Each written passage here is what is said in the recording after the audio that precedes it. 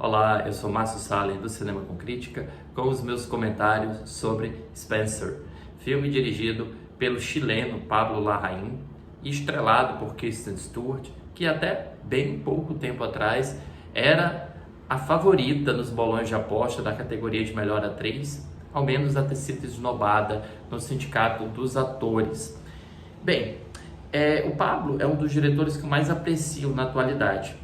Esse chileno que começou sua carreira fazendo uma trilogia sobre a história traumática do Chile durante a ditadura, com 3 grandes filmes, Post Mortem, Tony Manero e finalmente o No, ele ganhou áreas de diretor internacional com o passar do tempo. Ele comandou recentemente a biografia Jackie, que acompanhava Jacqueline Kennedy logo depois do momento em que seu marido sofreu um atentado e foi assassinado. E agora ele retrata uma espécie de ficção biográfica sobre a princesa Diana, que se passa durante 3 dias em uma celebração do Natal na família real. Na verdade, já havia um consenso entre ela e o Charles de que eles iriam se divorciar.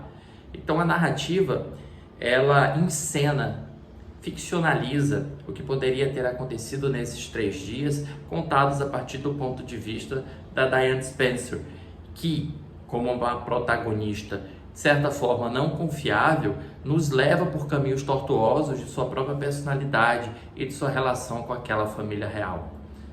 O que mais gosto nessa biografia, acima de tudo, é o fato de que ela não precisa se apegar a nenhum evento, a nenhum fato. Ela é livre para poder construir sua própria ideia da princesa Diana e poder construir aquele momento específico do tempo sem que precise se prender, se algemar à necessidade de expressar fatos certinhos, exatinhos, relações, contextos, nada disso. O que nós temos é o retrato de uma mulher que, ao perceber que estava casado com o homem errado, tenta se desvencilhar desse relacionamento apenas para entender que o castelo onde ela está sendo presa é o castelo da família real. E essa prisão em que ela está, retratada de uma forma bastante inteligente pelo Pablo Larraín, é uma prisão de fato inescapável. Existem elementos visuais bastante frequentes dentro da narrativa que mostram essa ideia de que ela está presa dentro de um ambiente aberto. Eu acho isso super bacana na narrativa. Você tem um trabalho que é feito com a neblina típica de Londres, que parece conferir um ar de mistério, mas também um ar de devaneio barra desorientação da protagonista. Lembra de Os Outros, terror estrelado pela Nicole Kidman? Eu acho que tem um efeito muito parecido em mostrar que ela está dentro de uma propriedade e ela não consegue se orientar muito bem dentro dessa propriedade. Ela está literalmente perdida e você consegue perceber isso logo na primeira cena do filme, em que ela de fato se perde para chegar no castelo onde está a família real. Você utiliza também cercas, arame farpado, cortinas fechadas, tudo isso como fortes indicativos de que ela está sendo fechada para o mundo externo, de que ela está sendo limitada em seu caminhar dentro da narrativa. E enquanto faz isso, o diretor Pablo Larraín, ele tenta mergulhar dentro do psicológico da princesa Diana a partir da atuação da Kristen Stewart, mas antes de chegarmos nela, a partir também das relações que ela constrói na narrativa. É perceptível como existe um silêncio muito carregado entre ela e os membros da família real.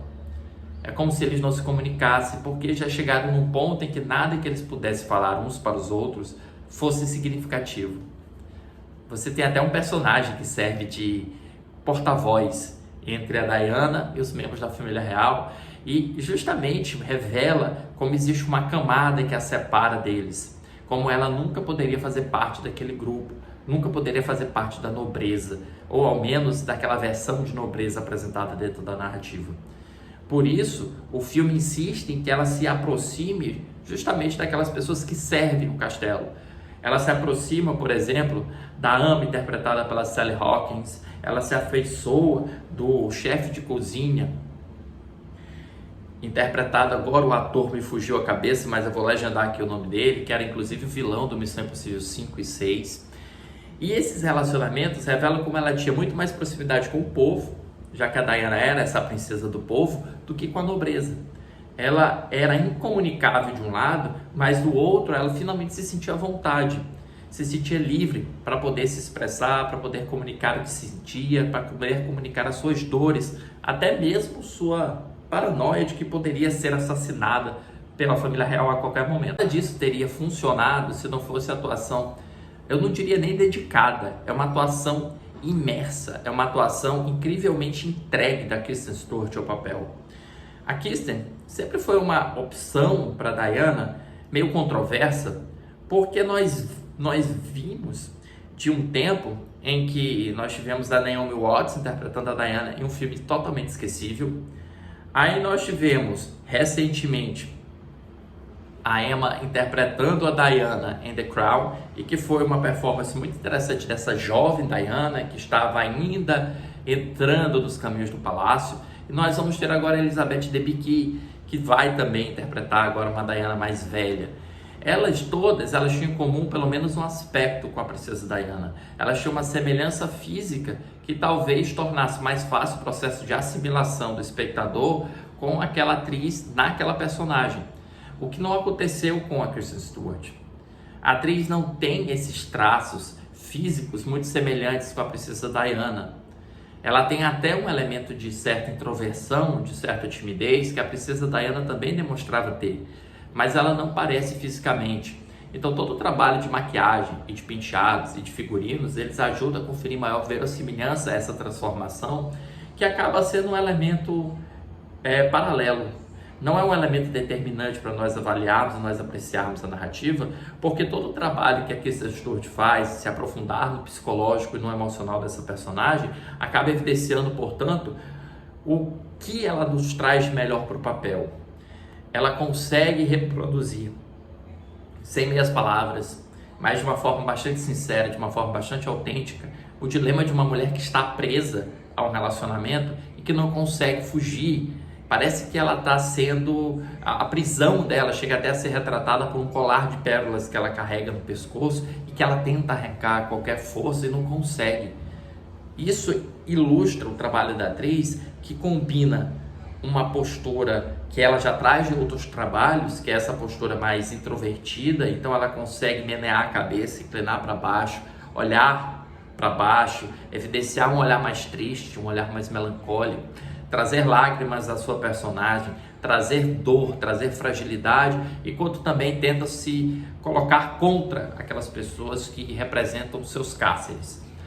Se a ideia dos contos de fada da Disney era de que o príncipe encantado salvaria a princesa do dragão, resgataria ela da masmorra onde ela estava, aqui o príncipe é o vilão, aqui a masmorra é representada pela instituição e quem sabe o dragão seja a própria Rainha Elizabeth dentro dessa metáfora.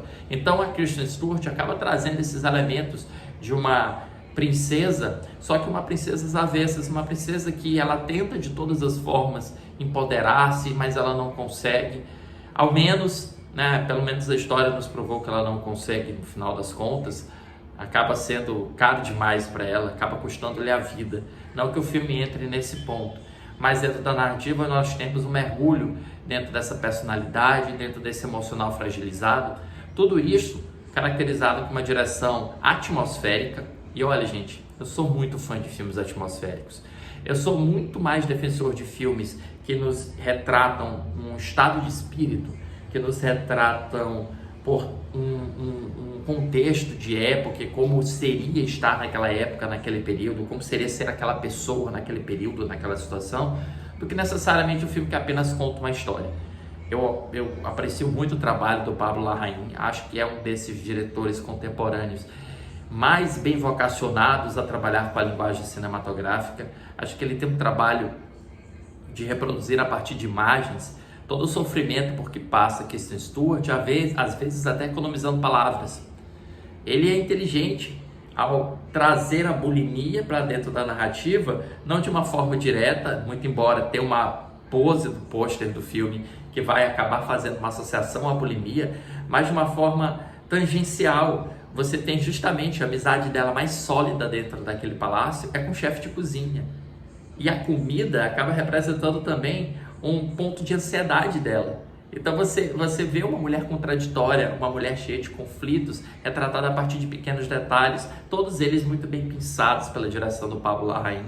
E eu não poderia deixar de citar a trilha sonora do Jonny Greenwood, que reforça essa atmosfera opressora, que reforça esse clima tenebroso, esse clima de neblinas e de sofrimento porque passa Diana nestes 3 dias em que ela está comemorando, celebrando, deveria pôr entre aspas isso, né? O Natal juntamente com a família real.